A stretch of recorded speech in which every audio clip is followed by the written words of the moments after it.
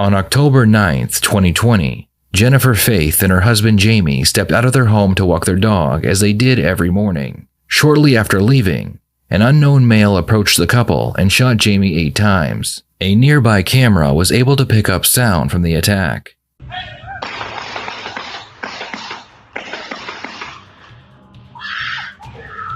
After the attacker killed Jamie, he grabbed Jennifer, secured her hands and feet with duct tape, and then left the scene. A witness called the police, and Jennifer was brought in for an interview. And then I turned around and I just saw this person shoot and shoot.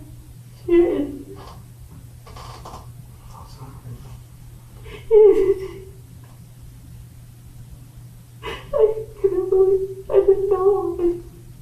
Why? That's all I remember are the shots. And several shots? Well, a lot of shots.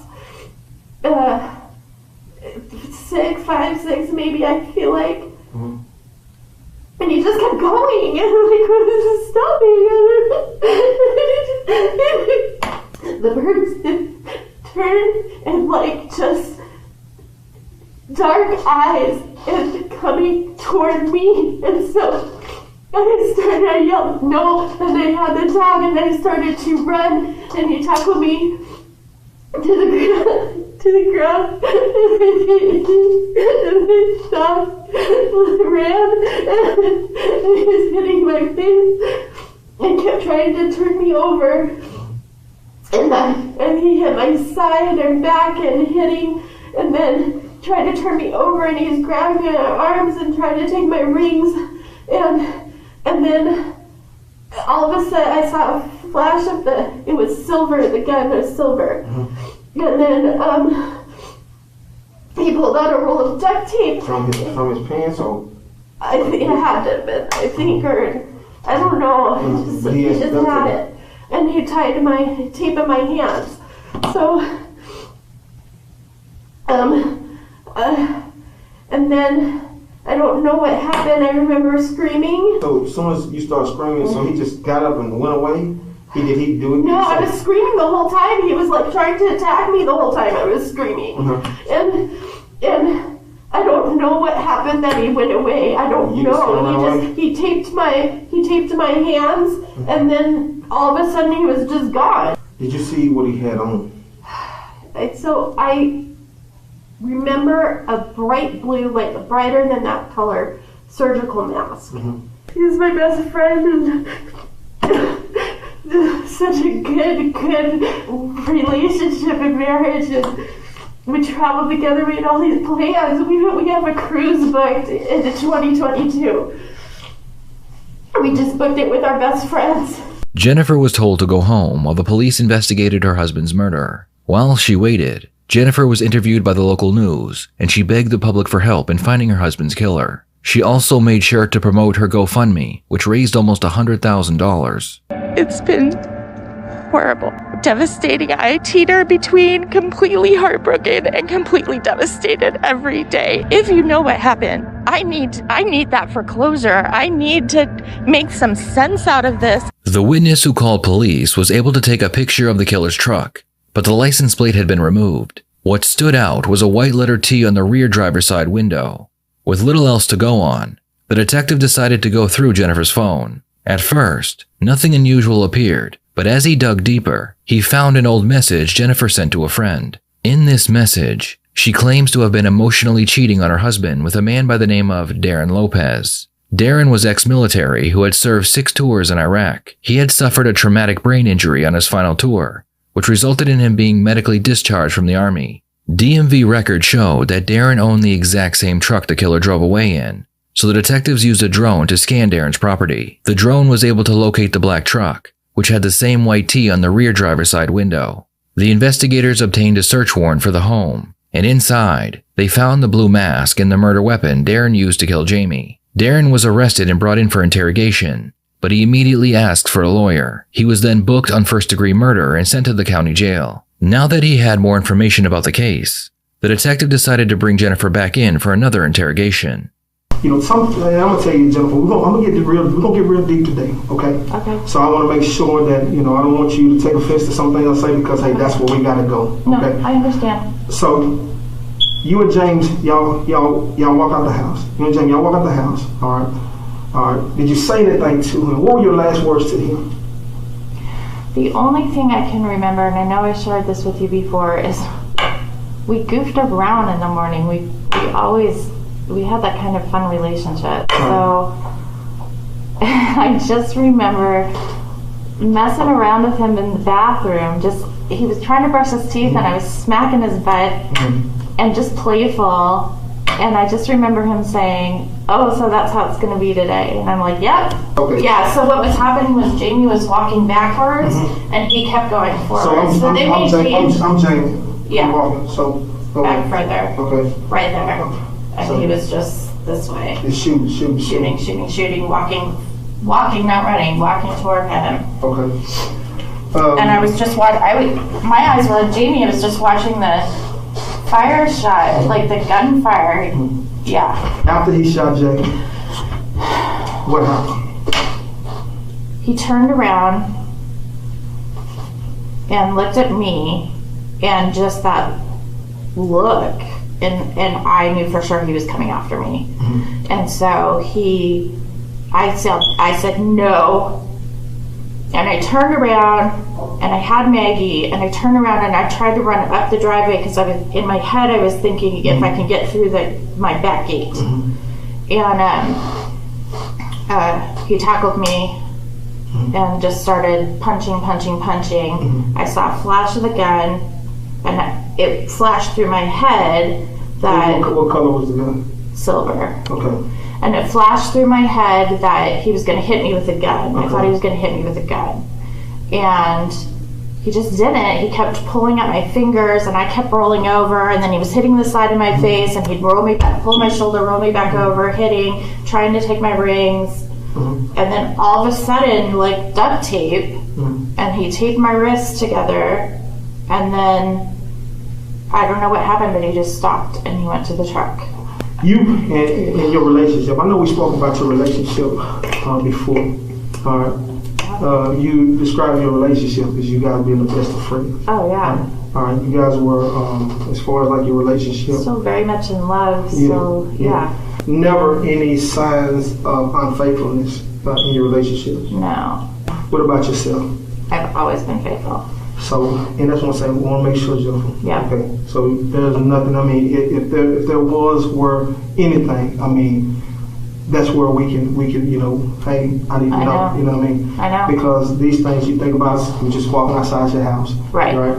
Somebody comes and kills your husband. Right. You know. I've thought about that too, that maybe it was somebody associated with me. Yeah, and as far as like, you know, you haven't had any kind of, sexual relationships, any dating anybody over the phone, anything. No. Okay, and so. I have male friends, but they're friends. Okay. Male coworkers that I'm close to, but they're. The investigators were able to look into Darren's phone, and they found close to 24,000 text messages between Darren and Jennifer that were sent in a span of only a few months. Jennifer went to great lengths to hide these messages, but Darren wasn't as careful. Have you ever heard of a name? Is it Darren? Darren Lopez, yeah. Who is Darren? He's one of my best friends. All right. We dated in high school, and he doesn't know Jamie.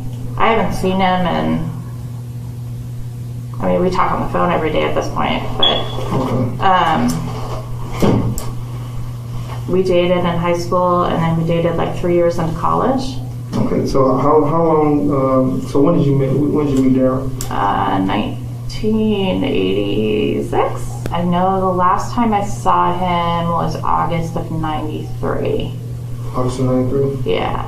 Since that time, he and I reconnected this last year. He contacted me and said that, just, how you find people on social media.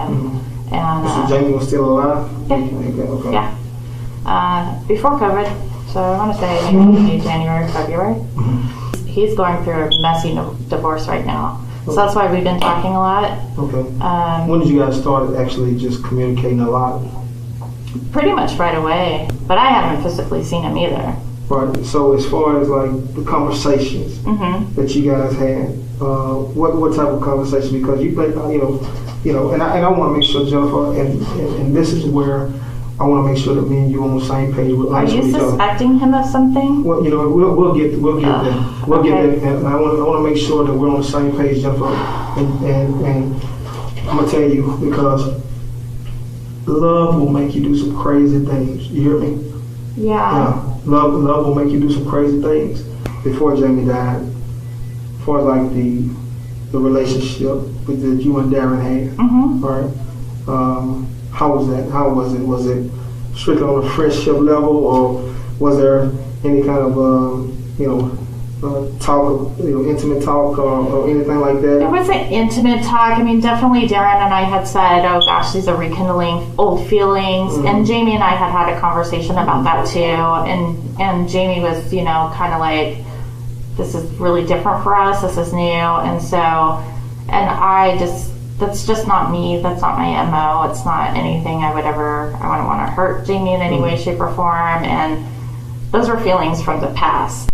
The detective decides it's time to confront Jennifer. He explains that not only was she hiding information from the police, but she was also involved in her husband's murder. And me personally, in my heart, I believe that you knew what happened that day.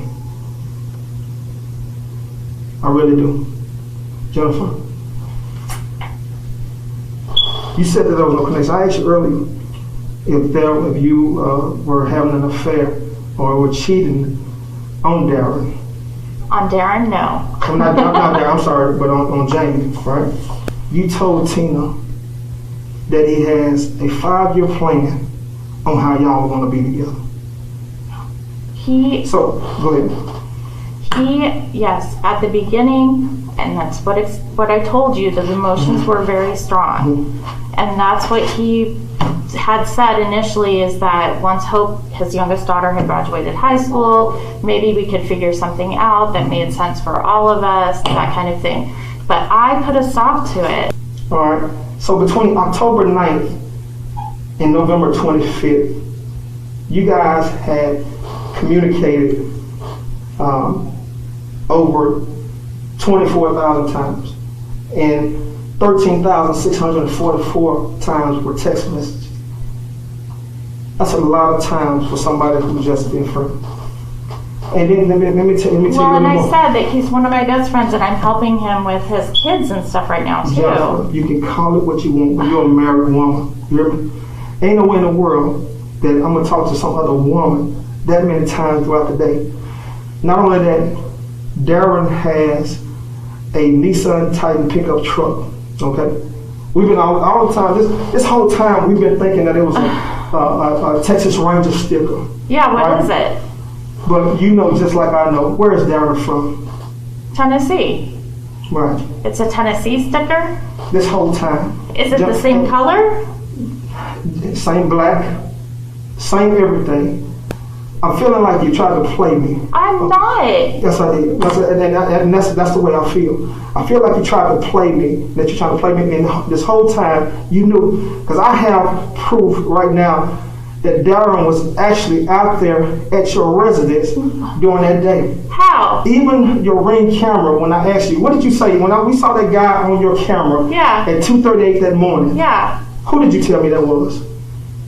The guy across, I told you later, after the guy across the street said that it was somebody who lived behind us. No, that was Darren. And I believe that you knew that. I don't know that.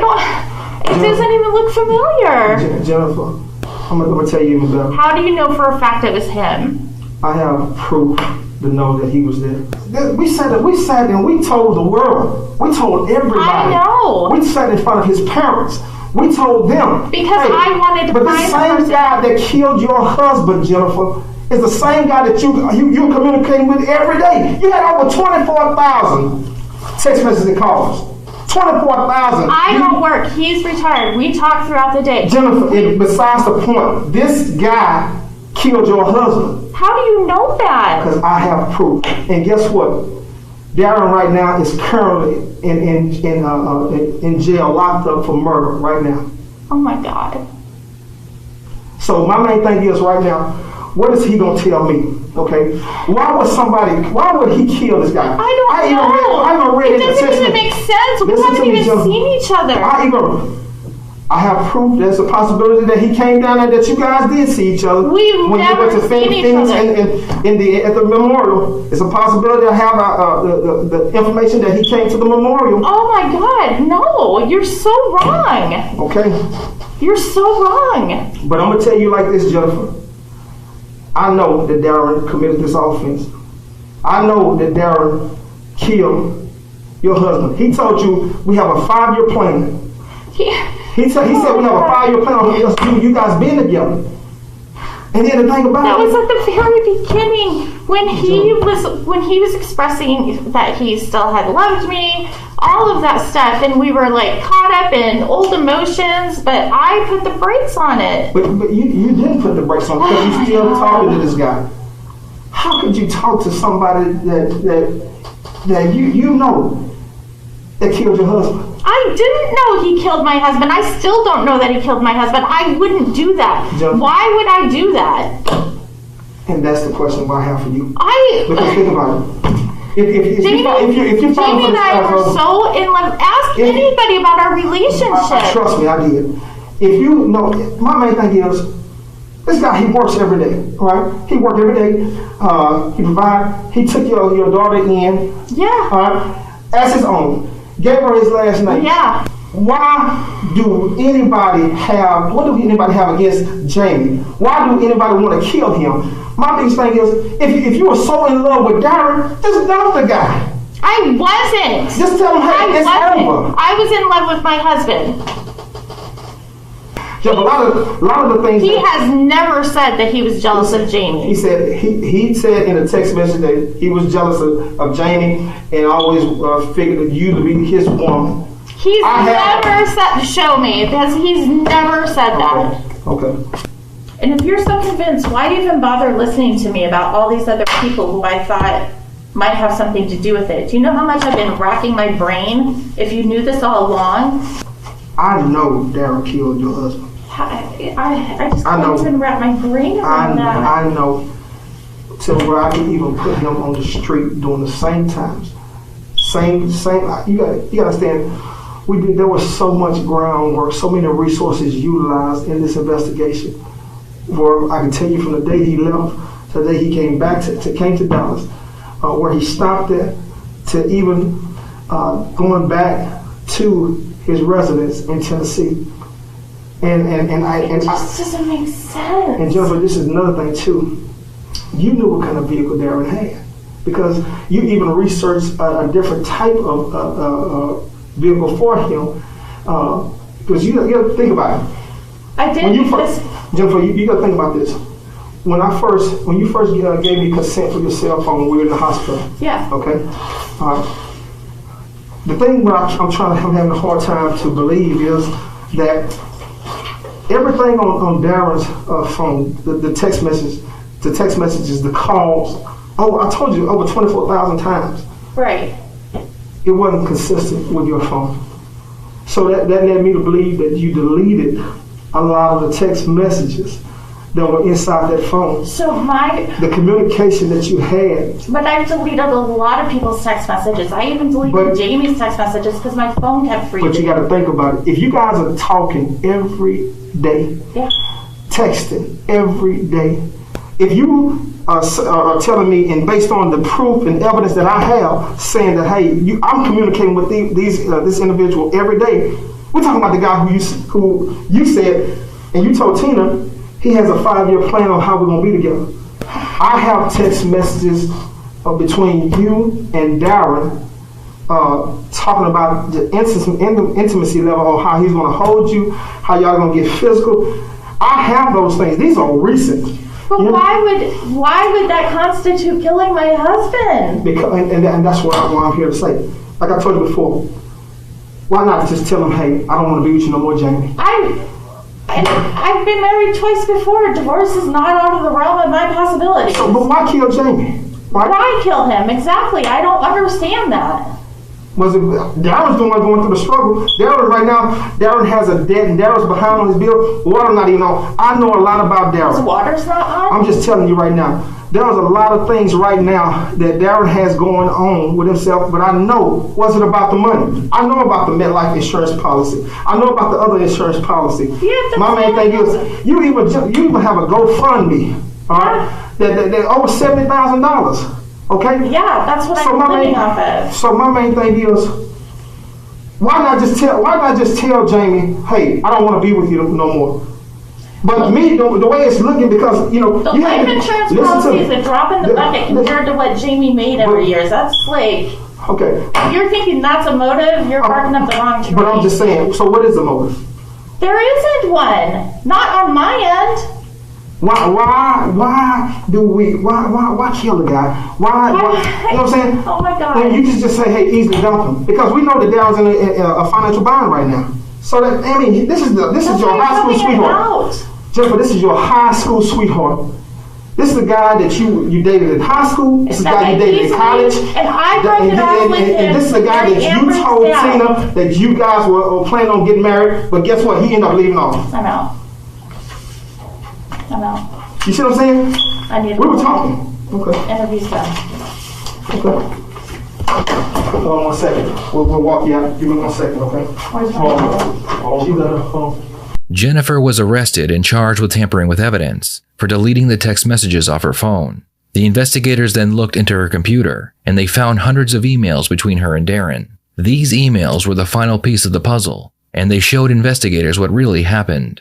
Jennifer was aware of two things. Her husband had a $600,000 life insurance policy, and Darren had brain damage and PTSD from his tours in Iraq. Jennifer would email Darren telling him that her husband was emotionally and physically abusive towards her. She claimed that she was in fear for her life every day, but she was too scared to leave him. She gave Darren her credit cards and paid all of his bills, using her husband's money. Darren had spent most of his life in the military, but now he had a new goal. He believed he had to protect Jennifer from her abusive husband. The night before he took Jamie's life, he hid in their backyard, just as he had done in Iraq. When Jennifer and her husband went for their morning walk, he followed them and then shot and killed Jamie. With this new evidence, they were able to charge Jennifer with murder for hire. The detectives then went to the county jail and told Darren the truth. They explained that Jennifer was never in any danger, and she manipulated him into murdering her husband. As soon as Darren realized that he had been lied to, he told the detectives everything. Somewhere during that period of time, Jennifer has told you that her husband is abusing her. Because y'all immediately start talking about it. You reference it in an email I could show you, but you say, I know you're going through a horrible time. Don't let him, you're being brave through all this. Right. So it's very, very clear that she has told you something about what her husband is doing. Is that accurate? Yes. Can you tell us how that started and what did she say? Yes, I guess it was probably like 3 weeks, like you said, about 3 weeks afterwards. Basically, like I said, we always just text message with each other. Okay. And then it was one night I received a text message, and okay, this is going to be confusing for me because up until 3 weeks ago, I had no idea she had been lying to me. So basically, my understanding is that Jamie took her phone and started texting me. Right. And it was at night where he told me that he had her tied up in the closet, and he was going to do different things with her. So that's how it started. All right, let me stop you there. So Yes. that text message you're talking about, was that from Jennifer's phone Yes. or from another phone that you didn't No, recognize? it was always from Jennifer's phone. Basically, she had told me that he would take her phone. Okay. He would take her phone, and he would start text messaging from her phone all these things he was doing to her. I never told her about how, I didn't sleep for like the weekend. I literally got physically sick. I'd be throwing up. Because you believe she was being abused? Yeah, during the stuff he was doing to her, I don't know if you've seen those text messages, but like the first time, Jamie was pimping Jennifer out through Craigslist. And Where? Here in Dallas. They send you those links? Like, where you... No, I didn't get any of those. I was asking, but I never got any of that stuff. She had said that he had created a Craigslist account, basically with the stuff. And then prior to going to Vegas, he had told her that, hey, he set some stuff up through Craigslist in Vegas. So I was in, well, what the, she told me, it's like, it was early in the, because usually a lot of times, text messages about abuse from Jamie and stuff wouldn't happen to like about after 10 or 11 o'clock at night. It'd be late at night. To me, she said that it was getting worse. She didn't know how to get out of the situation, and that she was going to see us for help. And by help, you mean the rescue mission? Right. Well, yeah. By help, she said, I need ways to. How can I kill Jamie? When did she say that? Over the phone or Yes, through text? No, over the phone. Mm-hmm. She did this. We did this all through voice. Tell us about that last call where you're coming on October 9th.